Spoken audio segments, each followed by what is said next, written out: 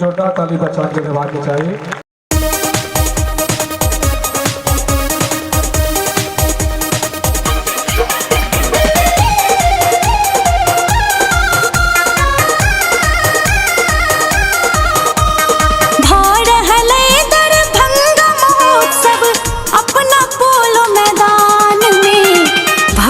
दिव्य आयोजन मिथिला के सम्मान में, भव्य दिव्य आयोजन मिथिला के सम्मान में।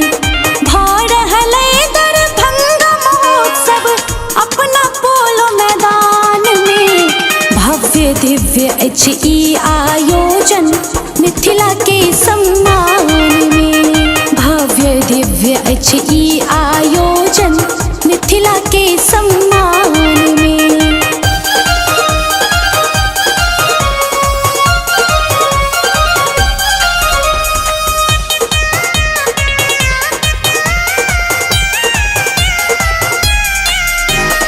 गौरव अछि अपना इतिहासक हम सब तकर छटा देखब, अपन धरोहर अपन संस्कृति भाषा चित्त में संजोगब।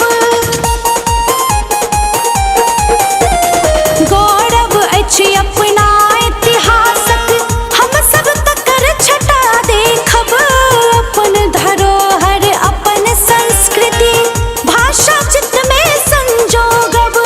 नित्य नित्य बढ़े गुमान सभक अपन मैथिल पहचान में, भव्य दिव्य अछि ई आयोजन मिथिला के सम्मान में, भव्य दिव्य अछि ई आयोजन मिथिला के सम्मान में।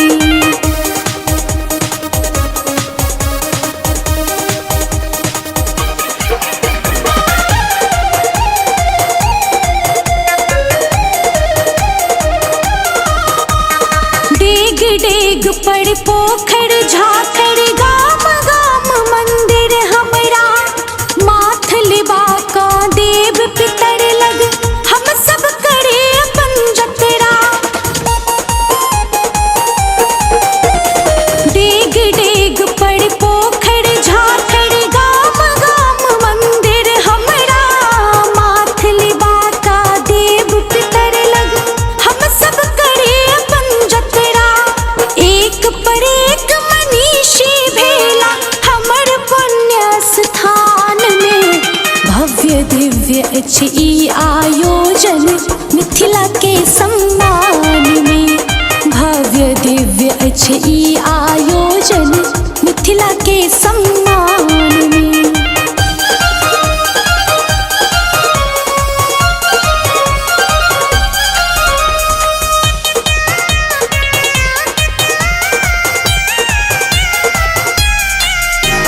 चलो यो भैया चलो बहिनिया सब मिले ही आयोजन में, सफल होई दरभंगा महोत्सव अभिषेकक संयोजन में। चलो यो भैया चलो बहिनिया सब मिले ही आयोजन में, सफल होई दरभंगा महोत्सव अभिषेकक संयोजन में।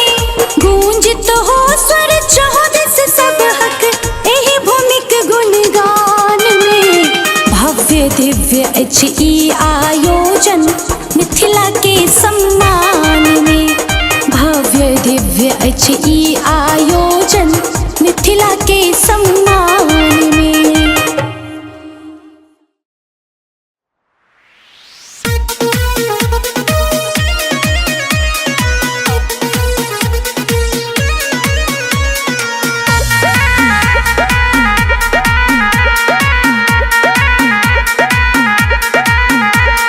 संग में चली मिथिला के आगा लो चली, आओ संग में चली मिथिला के आगा लो चली। बहन्ना उत्सव महोत्सव के, बहन्ना उत्सव महोत्सव के मुदा मैथिल के जोरत चली, आओ संग में चली मिथिला के आगा लो चली, आओ संग में चली मिथिला के आगा लो चली।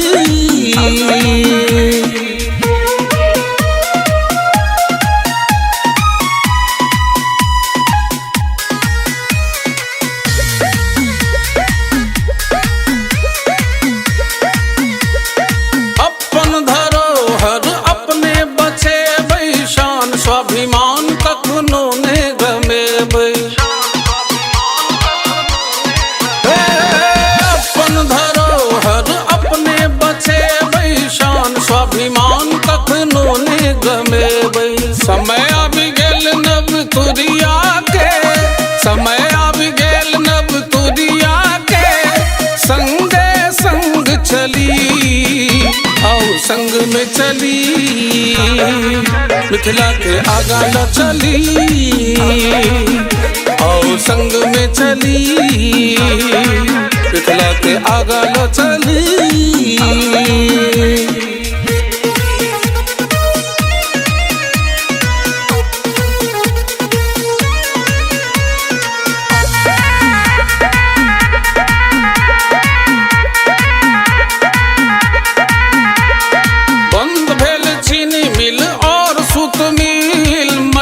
मिट भेल अशोक पेपर मिल, बंद भेल चीनी मिल और सूत मिल, मटिया मिट भेल अशोक पेपर मिल। रोजगार सृजन लेल मैथिल, रोजगार सृजन लेल मैथिल, सब क्या संकल्प ली, आओ संग में चली मिथिला के आगा लो चली, आओ संग में चली मिथिला के आगा लो चली।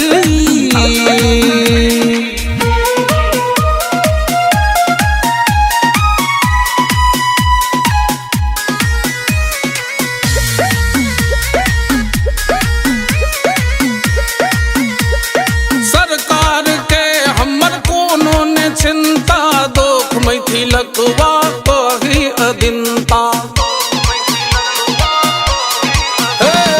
सरकार के हमर कोनो ने चिंता, दोख मैथिलक वा कही अदिनता।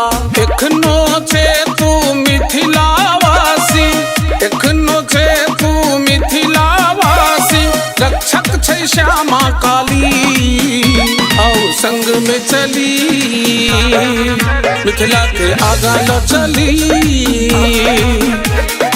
संग में चली, दिखला के आगा लो चली।